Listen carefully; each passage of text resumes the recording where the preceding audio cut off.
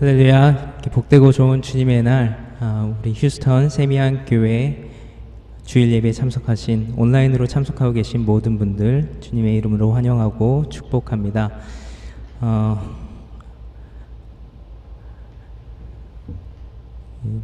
일주일이 어떻게 갔는지 모르겠습니다. 참 분주하고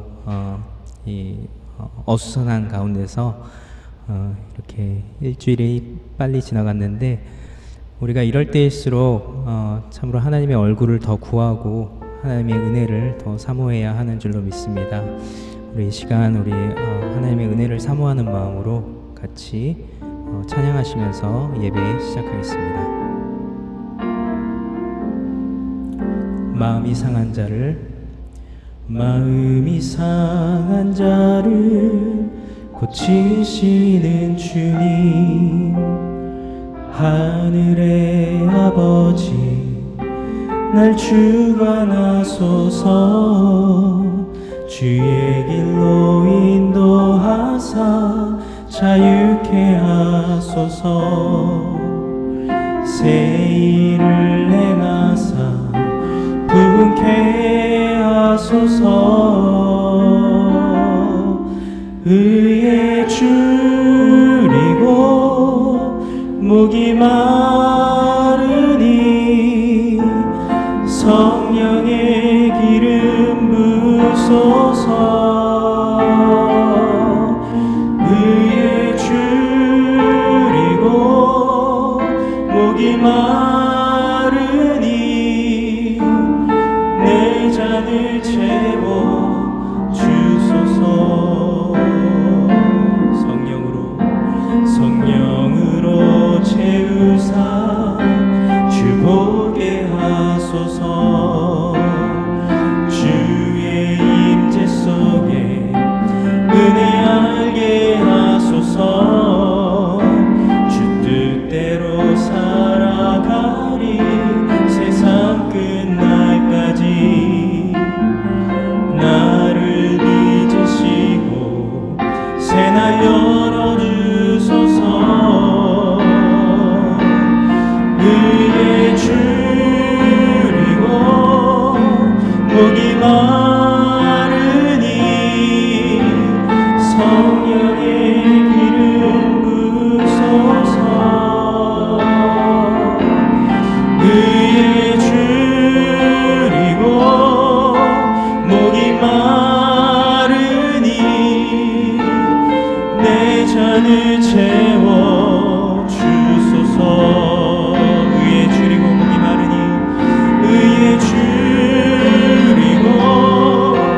목이 마르니 성령의 기름 부소서. 의에 줄이고 목이 마르니 내 잔을 채워 주소서. 내 잔을 채워 주소서.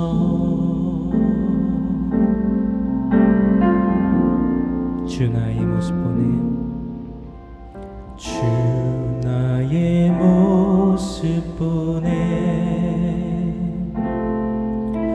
상한 나의 맘 보시네. 주 나의 눈물 안에 홀로 울던 맘 아시네. 주 사랑 내게 있네. 그 사랑이 날 채우네. 주네 내게 있네. 그네로 날 세우네. 세상 소망 다 사라져가도 주의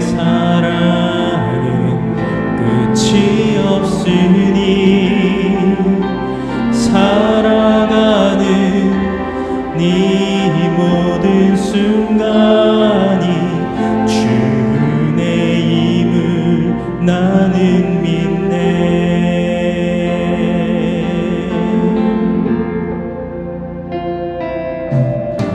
주 나의 모습 보네. 상한 나의 맘 보시네. 주 나의 눈물 안에 홀로 울던 맘 아시네. 세상 소망 다 사라져가도 주의 사랑은 끝이 없으니 살아가는 이 모든 순간이 주의 힘을 나는 믿네. 세상 소망 다 사라져가도 주의 사랑은 끝이 없으니 살아가는 이 모든 순간이 주의 힘을 나는 믿네.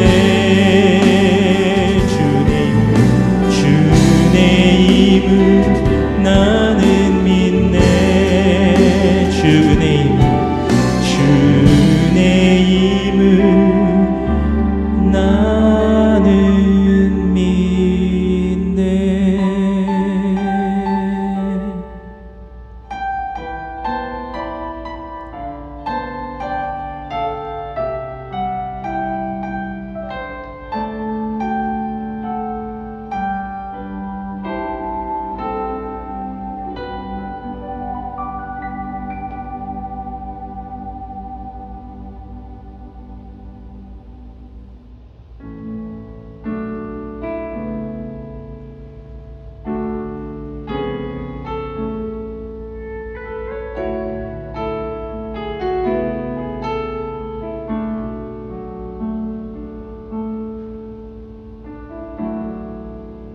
슬픈 마음 있는 자, 슬픈 마음이 있는 자, 몸과 영혼 병든 자, 누구든지 부르시오. 예수 이름 부르시오. 그 이름을 믿는 자, 그 이름을 부르는 자, 그가 어떤 사람이든 그는 구원 얻으리. 다시 한번 찬양하시겠습니다. 슬픈 마음 있는 자, 슬픈 마음 있는 자, 몸과 영혼 병든 자, 누구든지 부르시오. 예수 이름 부르시오. 그 이름을 믿는 자, 그 이름을 부르는 자, 그가 어떤 사람이든 그는 구원 얻으리. 예수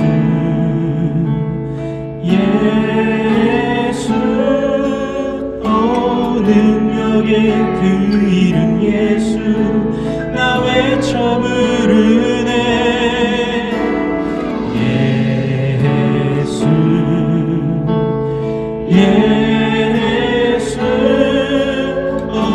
구원의 그 이름 예수 나 외쳐 부르네. 예수 그리스도. 처음부터 다시 찬양하시겠습니다. 슬픈 마음 있는 자, 슬픈 마음 있는 자, 몸과 영혼 병든 자, 몸과 영혼 병든 자, 누구든지 부르시오. 예수 이름 부르시오. 그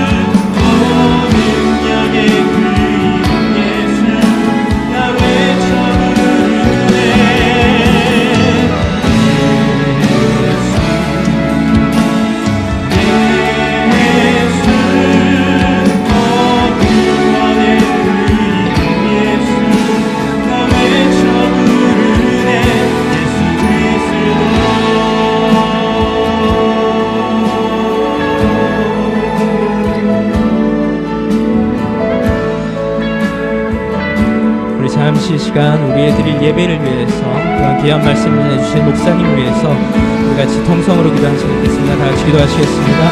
할렐루야. 사랑이 나오시 하나님 감사드립니다. 아버지 하나님 주님 감사드립니다. 하나님 가운데 들어와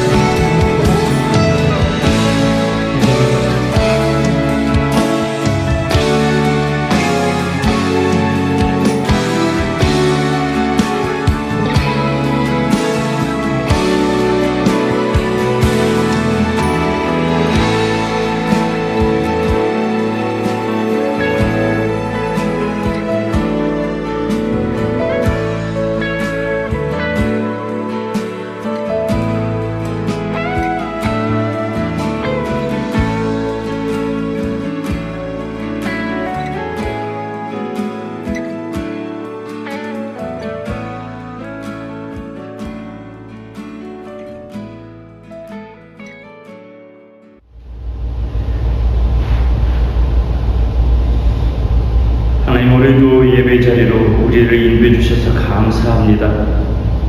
그 어느 때보다도 하나님 우리의 마음 가운데에 흔들리지 않는 그런 믿음이 필요한 때입니다. 낙담과 절망 가운데 우리의 심령이 빠지지 말게 하여 주시고, 세상의 정욕, 안목의 정욕, 이 세상 이 생의 자랑 가운데 현혹되어서 주님을 멀리하는 그런 우리의 모습 되지 않게 하여 주시옵소서. 혹이나 주님 앞에 부끄러운 모습이 있었다면 하나님 이 시간 주의 긍휼로 우리들을 용서해 주시기 바랍니다. 우리의 심령이 새롭게 되어지고 우리의 마음이 주님 앞에 바로 설 수 있도록 하나님 이 시간 우리들을 만져 주시옵소서. 주님, 주님의 몸된 교회를 지켜주시기를 원합니다. 어려운 상황 속에서 많은 교회들이 힘들어합니다. 하나님, 이 힘든 상황 속에서 교회의 사명이 식어지지 않도록 하나님 다시 한번 교회들을 지켜주시고 주의 성령을 부어주시옵소서. 특별히 우리 휴스턴 세미양교회 기억하여 주시옵소서. 하나님, 이곳에 주님의 귀한 뜻이 있어서 세움받은 교회의 이론이 아버지 영혼의 살리는 방주가 되어지게 하여 주시고, 하나님 앞에 예배를 뜨겁게 드릴 수 있는 그러한 다윗의 장막이 되어지게 하여 주시옵소서. 아버지, 수많은 심령들을 주 앞에 돌려드리고 또 예수 믿는 하나님 그러한 성도님들 주님 닮아갈 수 있는 그렇게 쓰임받을 수 있는 우리 휴스턴 세미양교회 되어지게 하여 주시옵소서. 우리 성도님들 아버지 한 주간 동안도 힘있게 살아갈 수 있기를 소원합니다. 지친 영혼들 없도록 하나님 모든 가정들을 지켜주시고, 심령가운데 주님 바라보면서 살아갈 때에 어떠한 어려움도 능히 이겨낼 수 있는 그런 힘있는 성도님들이 될 수 있도록 주여 붙들어 주시고 인도하여 주시옵소서. 우리 주 예수 그리스도의 이름으로 감사하며 기도드렸습니다. 아멘. 사랑하는 성도님들 반갑습니다. 예, 또 이렇게 영상으로 인사드릴 수밖에 없는 상황인데, 우리 정말 한 주간도 다시 우리 힘있게 살아갑시다. 주님 바라보면서 살아갈 때에 여러분이 어디에 있든지 간에 무엇을 하든지 간에 주님 바라보면서 살아가고 주님 손 의지하면은 주님께서 여러분들 지켜주실 줄 믿습니다. 이 시간에 말씀을 드릴 때 또 그 말씀을 마음에 새겨서 말씀 붙잡고 살아가는 그런 한 주 되시기를 소원합니다. 하나님 말씀 함께 보도록 하겠습니다. 하나님의 말씀은 요한복음 3장 16절에서 18절까지 말씀입니다.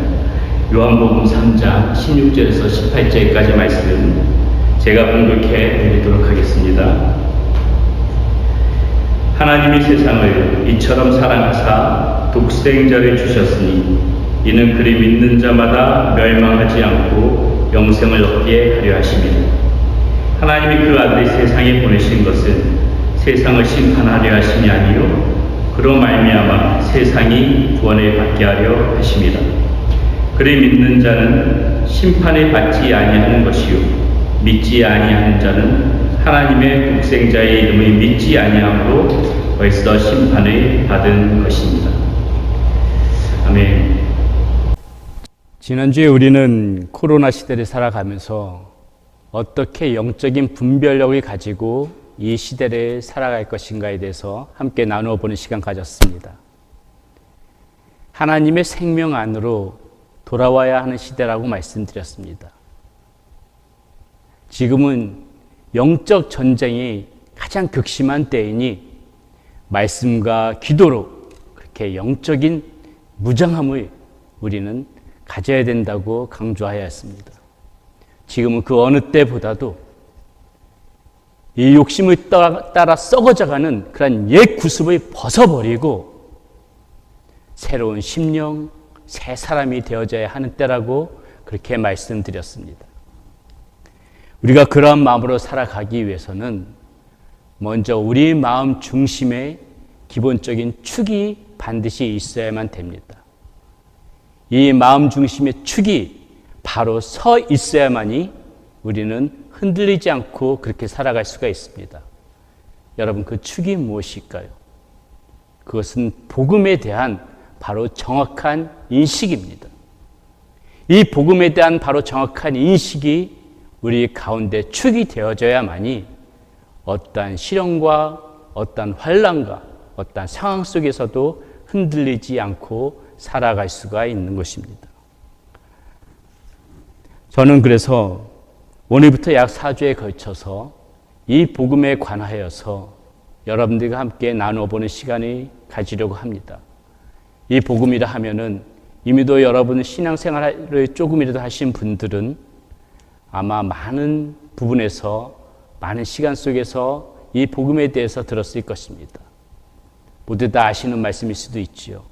그러나 여러분, 우리가 지식적으로만 이 복음에 대해서 아는 것이 아니라 이 복음에 대한 정확한 그런 인식을 마음판에 새기고 그 마음속에서 축이 되어질 때 그러한 것이 곧 내가 흔들리지 않는 복음 가운데 살아갈 수 있는 것입니다. 이 시간들을 통하여서 여러분 그러한 기회가 되어지기를 바랍니다. 이 4주간에 걸쳐서 우리가 복음에 대해서 생각해 보면서 더 이상 이리저리 흔들리지 않는 그러한 복음의 축이 바로 세워지는 저와 여러분들이 되기를 간절히 소원합니다. 그래서 우리는 이 4주간을 정말 특별하게 말씀에 집중해서 듣는 그러한 시간이 되어졌으면 좋겠다고 생각해 봅니다. 오늘 첫 시간은 하나님의 사랑, 십자가라는 제목으로 말씀을 전하고자 합니다. 먼저 우리가 이 복음에 대해서 생각할 때 하나님의 성품, 하나님의 속성에 대해서 말씀을 열어보고자 합니다. 여러분은 하나님을 어떤 하나님이라고 생각하십니까? 여러분들이 생각하시는 그 하나님의 성품, 하나님의 속성을 여러분 생각해 볼 때 여러분들은 하나님이 어떤 분이라고 그렇게 마음속으로 생각하세요? 이렇게 질문을 드려보면 많은 사람들이 이렇게 얘기합니다. 하나님이요? 사랑의 하나님이죠. 예, 맞습니다. 긍휼의 하나님이죠. 예, 맞고요. 인자하신 하나님입니다. 오래 참으시는 하나님이죠. 또 어떤 분들이 이렇게 얘기하죠. 하나님은 심판하시는 하나님 아니신가요? 하나님은 진노하시는 하나님이십니다. 예, 모두 맞습니다.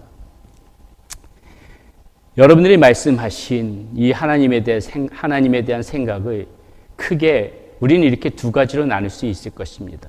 사랑의 하나님, 그리고 공의의 하나님. 이 두 가지 카테고리 안에 아마 여러분이 말씀하시는 모든 그 하나님에 대한 정의는 들어가지 않을까 그런 생각을 해보게 됩니다. 며칠 전에 제 아내와 아침에 커피를 마시게 되는데 제 아내가 저에게 이런 질문을 합니다. 당신은 그 부부가 살아가면서 가장 필요한 것이 무엇이라고 생각해요? 돈이나 건강 이런 것이 삶에 있어서 어차피 필요한 부분들이니까는 그런 거 말고 부부가 살아가면서 가장 필요한 것이 무엇이라고 생각합니까? 저는 곰곰이 생각한 끝에 이렇게 대답했습니다. 그것은 사랑이다. 변치 않는 사랑, 오랫동안 가는 사랑, 서로를 신뢰하는 사랑, 부부에게 이 사랑만큼 중요한 것이 어디 있겠냐. 저는 이렇게 대답을 했는데 제 아내는 약간의 뜻밖의 대답을 합니다. 긍휼한 마음이라는 거예요. 긍휼한 마음. 원수까지도 사랑하는 그런 긍휼한 마음이 있어야지 부부에게 가장 필요한 것이 그것이라는 것입니다.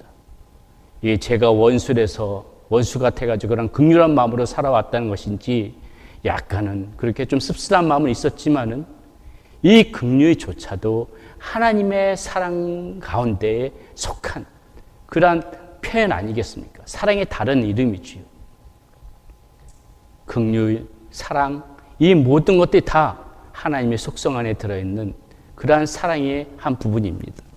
여러분, 이 하나님의 긍휼이라는 것이 무엇입니까? 하나님의 긍휼. 많은 분들은 하나님의 긍휼을 이렇게 얘기하죠. 반드시 받아야만 하지만은 하나님께서 그것을 주시지 않는 것. 반드시 너는 그것을 받아야 되는데 하나님께서 그것을 주시지 않았다. 이것이 하나님의 긍휼이라고 이야기합니다. 무엇이에요? 반드시 받아야만 하는 것. 심판이죠. 하나님께서 우리에게 주실 수밖에 없는 하나님께서 우리의 죄 때문에 우리에게 주셔야만 되는 그 심판을 하나님께서는 주시지 않았다는 거예요. 이게 하나님의 긍휼이라는 겁니다. 또한 반대적으로 이렇게 얘기하는 부분이 있지요. 너는 마땅히 받을 자격이 없는 사람인데 하나님께서 그것을 주셨다. 이게 무엇입니까? 하나님의 은혜지요. 하나님의 은혜. 우리는 구원을 받을 만한 어떠한 자격도 없습니다. 구원을 받을 만한 어떠한 자격도 없지만 하나님께서 그것을 우리에게 주셨어요. 아무 공로 없는 우리에게 하나님께서 선물로 주신 이 구원, 이것이 하나님의 은혜라는 겁니다. 이렇듯이 하나님은 사랑의 하나님이십니다. 하나님에 관해 말할 때 우리는 이 하나님의 사랑을 빼놓고 말할 수가 없습니다. 왜냐하면 하나님은 사랑 그 자체시기 때문이죠. 그래서 오늘 본문에 보게 되면은 예수님도 이 본문의 첫 말씀이 이렇게 시작합니다. 하나님이 세상을 이처럼 사랑하사. 사도 요한도 요한일서 4장 8절에 보면 이렇게 얘기하지요. 하나님을 사랑하지 아니하는 자는 하나님을 알지 못하나니 하나님은 사랑이심이라. 하나님은 사랑이심이라. 사도 요한은 하나님을 사랑의 하나님이라고 바로 이렇게 정의를 해버립니다. 이와 같이 하나님은 사랑의 하나님이십니다. 의심이 여지없이 사랑의 하나님이십니다. 그러나 여러분, 하나님께서 모든 것을 다 사랑하실까요? 그렇지 않습니다. 하나님께서도 사랑하시지 않는 게 있어요. 그것이 무엇입니까? 죄입니다. 아니, 하나님께서 사랑하지 않는 것이 아니라 하나님께서는 이 죄에 대하여 하나님께서는 극도로 미워하시고 냄새조차도 맡기 싫어하시고 진노하시고 결국 이 죄에 대해서 반드시 심판하겠다. 하나님은 그렇게 말씀하십니다. 하나님은 죄와 어떤 타협도 하지 않으세요. 절대로 품지 않으십니다. 우리는 이런 하나님의 또 다른 속성을 이끌어서 공의의 하나님이다. 이렇게 얘기하고 있는 것입니다. 사랑의 하나님의 그런 모습도 있지만은 죄에 대해서 반드시 심판할 수밖에 없는 그런 하나님의 성품, 바로 공의의 하나님. 우리는 하나님 안에 이 두 가지 성품이, 속성이 존재하고 있다는 것을 반드시 인식해야만 합니다. 사랑의 하나님의 모습은 창세기에서부터 바로 시작되어집니다. 창세기 1장에 보게 되면 하나님께서 사랑의 마음을 담아서 만들어내는 그런 피조물들의 평화로운 모습이 담겨져 있습니다. 그 말씀을 찬찬히 읽다 보게 되면 하나님의 사랑의 마음이 느껴져요. 첫째 날부터 만들어지는 그 모든 피조물들 가운데 하나님께서는 뭐라고 말씀하십니까? 보시기에 좋았더라. 보시기에 좋았더라. 그 사랑의 마음이 느껴지는 겁니다. 그리고 여섯째는 어떻게 되어집니까? 하나님의 그 사랑의 마음이 총체적으로 담겨져 있는 듯한 그러한 피조물을 하나님께서는 창조해내기 시작하죠. 하나님께서 이 피조물을 얼마나 사랑하셨냐면 하나님의 형상을 닮은 모습으로 창조하였다고 말하고 있습니다. 무엇입니까? 바로 저와 여러분들, 우리 인간들이죠. 하나님께서는 이 인간들을 얼마나 사랑하셨냐면은 하나님께서 그동안 만들었던 모든 피조물들을 다스릴 권한까지 주십니다. 저는 하나님께서 이 만들어내신 피조물들은 우리 인간들을 위하여서 하나님께서 수고하여 애써서 만들었다고 그렇게 믿습니다. 사실 이 모든 피조물들이 하나님께 무슨 의미가 있겠어요? 우리 인간들을 사랑하셔서 이 인간들이 이 땅에 살아가기 위해 필요한 모든 것들을 채워주시고자 하나님께서 첫날부터 여섯째 날까지 그런 피조물들을 만들어내신 거 아니겠습니까? 이렇게 하나님은 우리 인간들의 너무나도 사랑한 그러한 마음으로 우리들이 빚어내셨다는 것입니다. 이렇게 총체적인 사랑의 마음을 담아서 만들어내어진 이 피조물 앞에 어느 날 사탄의 모형을 한 뱀이 찾아오게 됩니다. 이 뱀을 요한계시록 12장 9절에서는 사탄이었다 이렇게 분명히 말해주고 있습니다. 큰 용이 내쫓기니 옛 뱀, 곧 마귀라고도 하며 사탄이라고도 하며 온 천하를 꿰는 자라. 그리고 어떻게 되어집니까?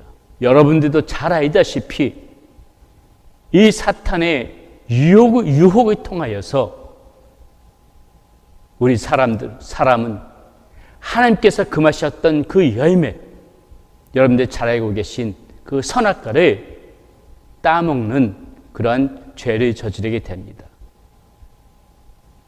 인간 역사에 있어서 첫 번째 죄지요. 하나님께서 그토록 싫어하셨던 그 죄, 하나님께서 진노하실 수밖에 없었던 그 죄, 하나님이 심판하실 수밖에 없는 그 죄, 그것을 인간이 저지르게 되는 것입니다. 이 죄가 어떤 죄입니까?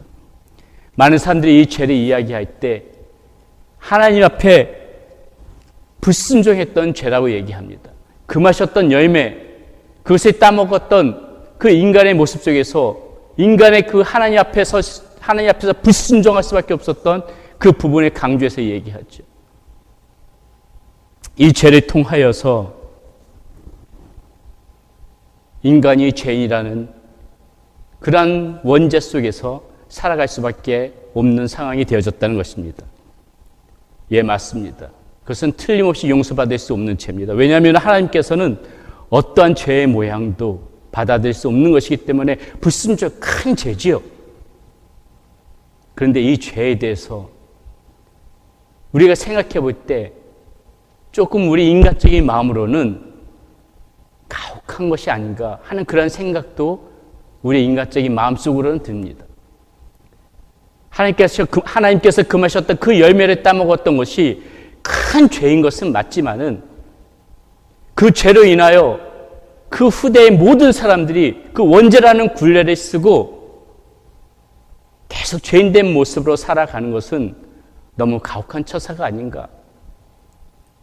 초신자일수록 신앙생활을 얼마 하지 않은 사람일수록 이러한 의문을 가지신 분들이 많지요. 어쩌면은 아마 저와 여러분도 이런 생각 한두 번씩 해보지 않았을까 그렇게 생각되어지기도 합니다. 왜 우리가 이런 생각을 해야 할까요? 이 죄에 대해서 우리가 그 결과만을 생각했기 때문에 이런 말을 하는 겁니다. 하나님께서 금하신 열매를 따먹었어? 그것이 불순종인 죄인 건 알겠는데 그게 그렇게 큰 죄야? 죄의 결과만을 생각하니까는 이런 질문을 하게 되는 겁니다.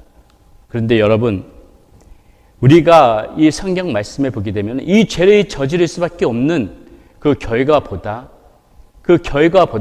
심각한 그런 원인을 발견하게 됩니다. 그 원인을 우리는 창세기 3장 5절에서 찾아볼 수 있습니다. 사탄의 모형이었던 뱀이 찾아와서 이 하와의 귀에 심어주었던 말 한번 들어보세요. 함께 한번 창세기 3장 5절의 말씀 보도록 합니다. 너희가 그것을 먹는 날에는 너희 눈이 밝아져 하나님과 같이 되어 선악을 할 줄 하나님이 아심이니라. 여기서 우리가 주목해 봐야 할 말이 있습니다. 무엇일까요? 주목해서 보아야 될 말. 반드시 잊어버리지 말고 보아야 될 말이 있어요. 무엇입니까? 하나님과 같이 되어. 하나님과 같이 되어. You will be like God. You will be like God. 하나님과 같이 되어진다. 사탄은 너도 하나님과 같이 될 수 있다고 유혹하고 있는 것입니다. 너도 하나님과 같이 되어질 수 있다. 그리고 인간이 그 말을 들었음에도 불구하고 그 선악과를 따먹었다는 것은 무엇을 의미해요? 그래? 나도 한번 하나님과 같이 되어볼까? 그 마음이 있었고 그 사탄의 의견에 동조했기 때문에 사람은 하나님께서 그 금하신 열매를 따먹게 된 거예요. 여러분, 선악과를 따먹었느냐 안 따먹었느냐 그 결과도 중요하지만은 정말 중요한 부분은 여기서부터 발생하여진 겁니다. 너도 하나님과 같이 될 수 있다고 사탄이 얘기했음에도 그것을 기쁜 마음으로 받아들이고 선악과를 따먹었던 그 인간의 모습 속에서 그 따먹는 순간에 그 우리 인간의 마음속에 무엇이 들어온 거예요? 하나님과 같이 되어지고자 하는 게 뭐지요? 그것이 저와 여러분들이 잘 알고 있는 교만인 겁니다. 교만. 이 교만의 원인 때문에 바로 우리가 말하는 그 원죄의 죄의 결과에까지 이르게 되어진 것이죠. 이 원인이 훨씬 더 중요한 것이라는 것입니다. 이 순간 사탄이 우리의 마음속에 너도 하나님과 같이 되어질 수 있다. 그리고 인간이 그 말을 들었음에도 불구하고 그 선악과를 따먹었을 적에는 이미 우리의 마음속에 어떤 씨앗이 뿌려진 거예요? 교만의 씨앗이 뿌려진 거예요. 여러분, 그렇기 때문에 지금 저와 여러분들은 오늘날 우리의 모든 인간들은 그래서 죄인이라는 겁니다. 어떤 사람들이 이렇게 얘기하죠. 특별히 신앙생활 얼마 하지 않은 사람들은 이렇게 얘기합니다. 저는 도무지 목사님 죄인이라는 것을 인정할 수가 없습니다. 제가 선악과를 따먹지 않았는데 제가 왜 죄인이죠? 얼마든지 가질 수 있는 궁금증이죠.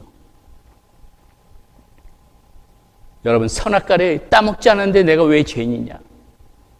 이것이 문제가 아니라 그 순간에 내가 하나님과 같이 되어질 수 있다는 그 욕심, 그 교만 때문에 선악과를 따먹었던 그 마음, 그것이 훨씬 더 우리에게 심각한 문제라는 것입니다. 이 교만의 씨앗이 심어져 있기 때문에 여러분 지금 보세요. 우리 모든 사람들의 삶 속에서 이 교만이 없는 사람이 어디 있습니까? 여러분, 우리의 모든 죄들은 어디서부터 파생되어져요? 이 교만의 씨앗이 심어진 이후부터 모든 죄들이 발생되어지는 거 아닙니까? 그래서 야고보서, 그 예수님의 그 동생이었던 야고보는 야고보서 1장 5절에서 뭐라고 얘기해요? 욕심이 잉태한 즉 죄를 낳고 죄가 장성한 즉 사망을 낳느니라.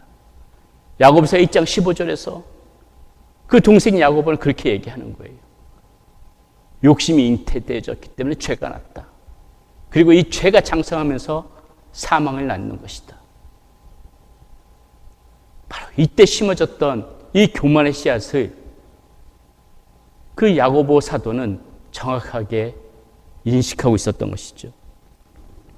여러분, 우리는 이 사탄이 그 하나님의 보좌를 그 탐냈던 그 교만으로 인하여서 천상에서부터 떨어졌던 그 천사라는 것을 잘 알고 있습니다. 사탄을 묘사하고 있는 구절이라고 성경 신학자들이 말하고 있는 이사야 14장 12절 이하를 보면 이렇게 말하고 있습니다. 너 아침의 아들 계명성이요 어찌 그리 하늘에서 떨어졌으며 너 열국을 엎은 자여 어찌 그리 땅에 찍혔는고 네가 네 마음에 이르기를 내가 하늘에 올라 하나님의 뭇별 위에 내 자리를 높이리라. 내가 북극 지폐의 산 위에 앉으리라. 가장 높은 구름에 올라가 지극히 높은 이와 같아지리라 하는도다. 그러나 이제 내가 수월고 구덩이 맨 밑에 떨어짐을 당하리로다. 사탄은 처음 인간한테 접근할 때 참 얼마나 교묘한지 보세요. 이 교만이 얼마나 무서운 하나님의 심판을 받는 죄인지 이미도 알고 있었던 거예요. 왜? 자신이 그것 때문에 그 영원했던 천상에서부터 그 저 수원 맨 밑바닥 그 구석으로까지 박히 되었으니까 하나님께서 그 죄에 대해서 얼마나 진노하시고 그 죄에 대해서 하나님이 어떤 심판을 내리시는지 이 사탄은 자신이 당했기 때문에 누구보다도 잘 알고 있었던 거지요. 그렇기 때문에 자신이 먹었던 그 똑같은 마음, 하나님께서 그토록 싫어하시는 그 똑같은 마음을 인간에게 심어주고자, 같은 마음을 심어주고자 그렇게 접근했던 것입니다. 그리고 사탄은 기대했겠죠. 네가 이것을 받아들이는 순간에 너가 아무리 사랑받는 존재라도 너도 나와 같은 처지가 될 거야. 나와 같이 수월에 빠져서 신음하는 존재가 될 거야. 탄식하는 존재가 될 거야. 아마도 사탄은 이것을 기대했을 것입니다. 그러나 여러분 어떻습니까? 사탄이 몰랐던 것이 있어요. 하나님께서는 사탄이 생각했던 것보다 훨씬 더 우리들을 더 많이 사랑해 주셨습니다. 하나님께서는 우리가 우리가 먹었던 이 교만의 이 더러운 추악한 죄가 얼마나 냄새나는 죄이고 얼마나 끔찍한 죄인지를 알면서도 하나님께서는 우리 인간들을 저 사탄의 모습처럼 그렇게 지옥의 구렁텅이로 몰아넣기를 원하지 않으셨어요. 죽음의 심판 가운데로 빠지게 되는 그런 상황을 하나님께서는 원하지 않으셨습니다. 하나님께서는 어떻게 해서든지 간에 우리를 살려주기를 원하셨어요. 사탄과 같은 처지가 아니라 다시 깨어진 이 하나님과 관계를 회복하기를 하나님께서는 기대하셨어요. 하나님께서는 이 모든 인간들을 살리고 싶어 하셨지만은 그러나 이미 인간의 마음속에 먹었던 이 죄악 때문에 하나님께서는 또한 그 하나님의 앞에 말씀드렸던 공의로운 속성 때문에 이 인간을 심판하지 않을 수는 없는 거죠. 여기에 하나님의 고민이 생기는 겁니다. 하나님께서 가장 사랑하는 존재를 심판할 수밖에 없는 이 어려운 상황. 하나님께서 모든 인간들이 그냥 구원하시기만 한다면은, 심판하지 않으신다면은 공의의 하나님의 속성이 깨어지는 것이고, 그렇다고 이 공의의 하나님을 내세워서 모든 인간들을 심판한다면은 사랑의 하나님의 속성이 깨어지는 것이기 때문에 하나님께서는 이 문제를 가지고 고민하지 않을 수가 없는 것이죠. 그리고 하나님께서는 어떤 방법을 쓰십니까? 이 사랑의 하나님과 공의 하나님을 다 충족시키기 위한 방법이 무엇입니까? 인간을 다 구원하시면서도 심판받게 만드는 그러한 방법이 무엇입니까? 그것이 바로 인간을 대신해서 심판을 받을 누군가의 존재를 우리에게 보내주는 것. 대신 제물이 되어져야 하기에 흠이 없고 깨끗한 순결한 그러한 모습을 가진 제물을 우리 가운데 보내주시는 것. 그분이 누구입니까? 예수 그리스도. 바로 저와 여러분들이 너무나도 잘 알고 믿는 그 예수 그리스도인 거죠. 하나님께서는 우리를 살리시기 위하여 당신의 독생자 아들이신 예수 그리스도, 곧 하나님이신 예수 그리스도를 인간의 육신의 몸을 입고 오게 하셔서 우리 가운데 보내주셨습니다. 그리고 어떻게 하셨어요? 저와 여러분들이 지었던 모든 죄들을 우리들이 죽이는 대신에 그 예수 그리스도 앞에 다 우리의 모든 죄들이 짊어지게 하시고, 그리고 우리의 죄를 대신해서 예수님 한 분만 십자가에 못 박혀 매달아 돌아가시게 하심으로 하나님의 심판을 이루십니다. 그리고 하나님께서는 인정하시는 거죠. 너의 모든 죄들을 나의 사랑하는 아들 독생자 예수 그리스도가 다 짊어졌고 저 십자가에서 죽었기 때문에, 저기서 보혈의 피를 흘렸기 때문에 너희의 모든 죄들은 대신 갚아졌다. 하나님께서 그렇게 일방적으로 우리들이 살아갈 방법을 선언하신 것입니다. 그러므로 여러분, 우리는 예수 그리스도의 십자가를 바라볼 때 무엇을 항상 생각해야 돼요? 예수님이 그 십자가에 매달려 돌아가신 것이 아니라 저 십자가 가운데에는 나의 모습이 담겨 있구나. 우리는 반드시 그것을 생각해야 되는 거예요. 공의 하나님의 심판이 이루어진 것이죠. 인간이 지었던 모든 죄들은 저 십자가 아래 주님께서 흘리셨던 보혈의 피로 말미암아 용서를 받게 되어진 것입니다. 그리고 하나님께서는 그 깨어졌던 하나님과 우리의 관계, 멀어졌던 하나님의 나라를 다시 보여주시면서 구원의 자리로 우리들을 초청해 부르십니다. 우리에게 하나님께서 그 구원의 자리로 그 부르실 때 요구하시는 것 무엇입니까? 주 예수를 믿으라. 그리하면 너와 내 집이 구원을 얻으리라. 주 예수를 믿으라.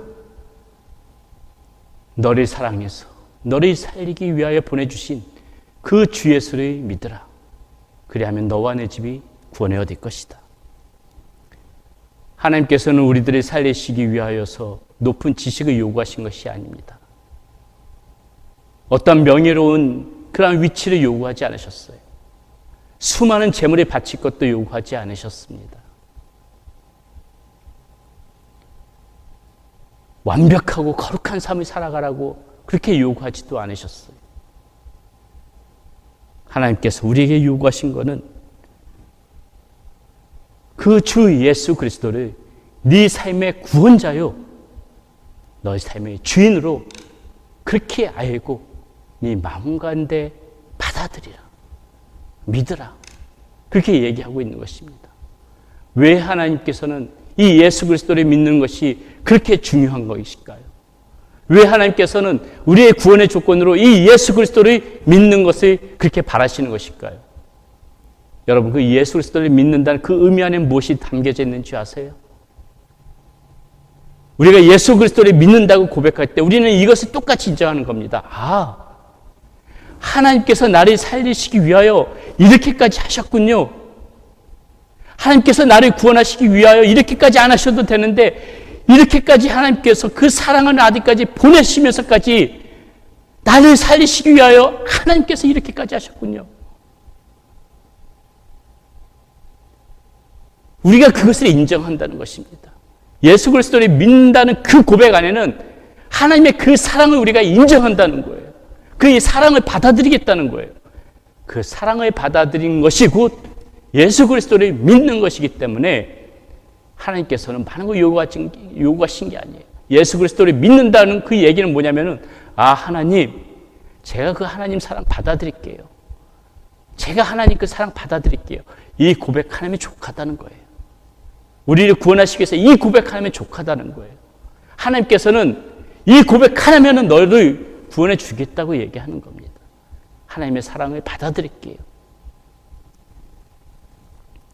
그래서 우리가 보는 성경에서는 끊임없이 예수 그리스도를 믿을 것을 요청하면서 그것이 곧 구원의 길임을 우리에게 이야기해 주고 있습니다. 오늘 본문 말씀 다시 한번 천천히 보세요. 3장 16절 너무나도 잘 알고 계신 말씀이죠. 하나님이 세상을 이처럼 사랑하사 독생자를 주셨으니 이는 저를 믿는 자마다 멸망치 않고 영생을 얻게 하려 하십니다. 요한복음은 계속해서 1장 12절에서 뭐라고 얘기합니까? 영접하는 자, 곧 그 이름을 믿는 자들에게는 하나님의 자녀가 되는 권세를 주셨으니 5장 24절에서 뭐라고 얘기해요? 내가 진실로 진실로 내게 말하노니 내 말을 듣고 또 나 보내신 이를 믿는 자는 영생을 얻었고 심판에 이르지 아니하나니 사망에서 생명으로 옮겼느니라. 14장 6절에서 뭐라고 얘기하죠? 우리 예수께서 직접 이렇게 말씀하시죠. 내가 그 길이요 진리요 생명이니 나로 말미암지 않고는 아버지께 못 자. 사도 바울은 로마서 10장 10절에서 뭐라고 얘기합니까? 사람의 마음으로 믿어 의에 이르고 입으로 시인하여 구원에 이릅니다. 성경에서는 계속해서 우리에게 끊임없이 말해주고 있는 거예요.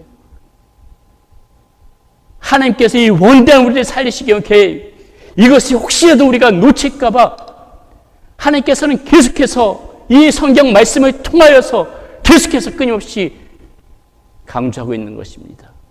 주 예수 그리스도를 믿어라. 예수 그리스도를 영접해라. 예수 그리스도는 너의 구원자로 알고 마음속에 받아들이라. 사랑하는 여러분, 우리 모두는 그 구원의 자리로 초대받은 자들입니다. 여러분, 그 초대의 자리에 응하셨습니까? 받아들이셨습니까? 예수 그리스도를 믿음으로 말미암아 우리가 그 구원의 자리에 초대되어졌다면은 우리는 그 세상 못가도 바꿀 수 없는 그 보화를 가지고 있는 것입니다. 세상 못가도 바꿀 수 없는, 사라지지 않는, 그리고 변질되지 않는 그러한 소망이 우리에게 있는 것입니다. 하나님께서는 우리를 구원하시기 위한 이 기쁜 소식, 이 복음은 세상 끝까지 변질되어지지 않을 거라고 말씀하십니다. 그러므로 여러분, 이 복음을 여러분 마음 가운데에 반드시 축으로 삼으셔야 됩니다. 그것만이 살 길입니다. 이 복음을 여러분의 마음의 축으로 삼고 살아갈 때에 이 험난한 세상에서 이겨낼 수 있는 그런 힘이 있는 것입니다. 육신의 생명이 끊어지는 것을 두려워하는 것이 아니라 하나님의 생명이 여러분 안에서 끊어지는 것, 그걸 우리는 두려워해야 됩니다. 이 복음의 축이 우리의 중심 가운데 있다면 우리는 하나님의 생명 가운데서 끊어지지 않습니다. 여러분 속지 마십시오. 우리에게 다른 이름을 주신 적이 없습니다. 이 시대 가운데는 다른 이름으로도 구원받을 수 있다고 이야기하는 그러한 세상이지만 속지 마세요. 우리에게 다른 이름 주신 적 없어요. 세상은 또 얘기합니다. 얼마든지 구원의 자리에 이르기 위해서는 다른 방법도 있다. 속지 마세요. 우리에게 다른 방법도 주신 적이 없습니다. 다른 길도 주신 적이 없습니다. 오직 구원에 이르는 길, 오직 하나님과의 관계가 회복되어지는 것은 오직 예수 그리스도, 우리가 알고 있는 그 예수님, 예수 그리스도를 믿는 것 이외에는 다른 길도 다른 방법도 없습니다. 그 예수 그리스도를 믿는 그 복음의 축이 여러분들의 마음의 중심 가운데 서서 이 세상 마지막 그 순간까지 어떠한 상황과 환경 속에서도 흔들리지 않고 굳건히 그 복음을 붙잡고 살아가는 우리 성도님들이 되시기를 바라겠습니다. 우리 이 시간 하나님 앞에 그러한 마음을 담아서 함께 찬양했으면 좋겠습니다. 예수 안에 소망이 있네, 내 빛과 힘, 나의 노래, 환난 중에 도우시는 주 나의 견고한 반석. 우리 그러한 마음으로 함께 우리 이 찬양 불렀으면 좋겠습니다.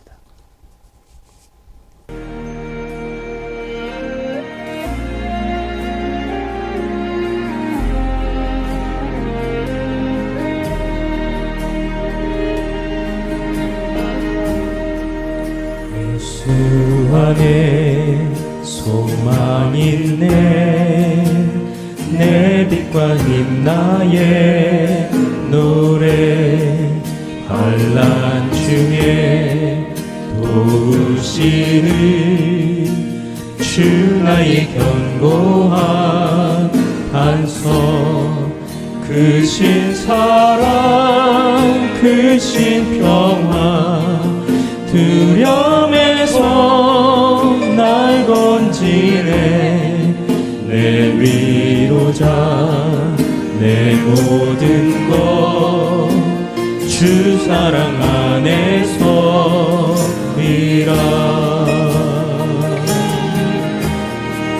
완전하신 하나님이 우리와 같이 되셨네. 주 사랑과 그 공의로 세상을 구원하셨네. 십자가에 주 달리사 그 진노를 거두셨네. 내 모든 죄 감당하신 주 내 안에 살리라.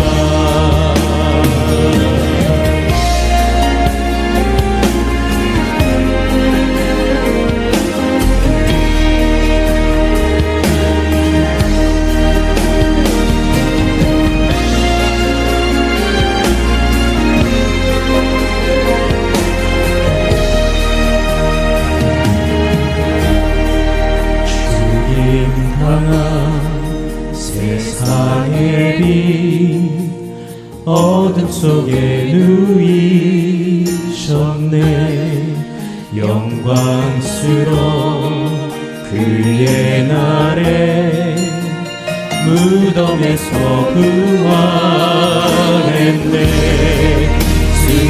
승리하신 우리 주님, 원수들을 물리쳤네.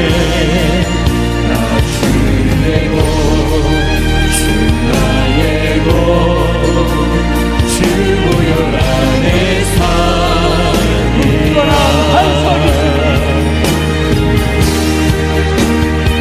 굳건한 반석이시니 그 위에 내가 서리라. 그 위에 내가 다시 한번 확신을 가지고 찬양합니다. 굳건한 반석이시니 굳건한 반석이시니 그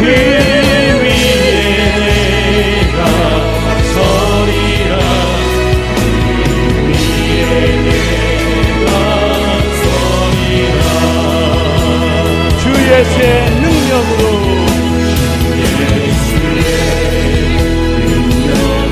내 속에 두려움 없네. 나의 사는 모든 순간 주께서 다스리시네. 어느 것도 주 손에서 날 빼앗지 못하리라.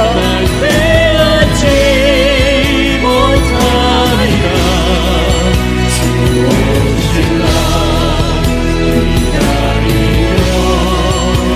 주 능력 안에 서리라.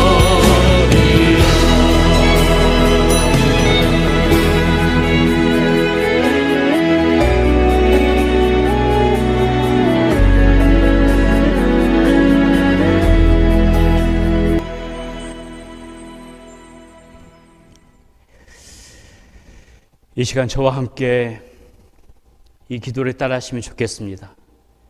이미도 예수님을 영접하신 분들은 다시 한번 확신을 갖고자, 그리고 혹시라도 이 예배를 들으시는 분 중에 한 번도 예수님을 입술로 영접하지 않으신 분들은 예수님의 내 마음 가운데로 진지하게 모셔드리는 그러한 기도가 되시기 바랍니다.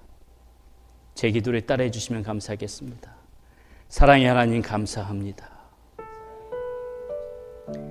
죄인으로 태어나 하나님을 모르고 살았습니다. 예수님의 진실로 믿지 않았던 불신의 죄, 온갖 감정으로 저지른 죄들, 죄인이 아니라고 주장했던 교만의 죄를 저지른 죄인임을 고백합니다. 저의 죄를 용서해 주십시오. 영원히 죽을 수밖에 없는 저를 사랑하셔서 예수 그리스도를 보내주심에 감사드립니다. 이제 예수님을 저의 마음속에 모셔드리기 원합니다. 나의 죄를 위해 예수님이 대신 죽으시고 구원시켜 주신 구세주임을 영접합니다. 제 인생의 영원한 주인 되실 주님으로 모셔드립니다. 이제 제 마음의 문을 엽니다. 제 마음속에 들어오셔서 저를 다스려 주시옵소서. 나의 주인 되신 예수 그리스도의 이름으로 기도드렸습니다. 이제는 우리 주 예수 그리스도의 은혜와 하나님의 크신 사랑과 성령님의 위로하심과 격려하심과 충만하심이 이제 나의 삶의 구원자요 내 삶의 주인으로 그 예수님을 영접하고 받아들이기로 결심하고 결단하고 그 삶 가운데 살고자 그렇게 결정하는 우리 모든 성도님들의 가정 가운데와 자녀 가운데에 이제부터 영원히 함께 하시기를 간절히 축원하옵나이다.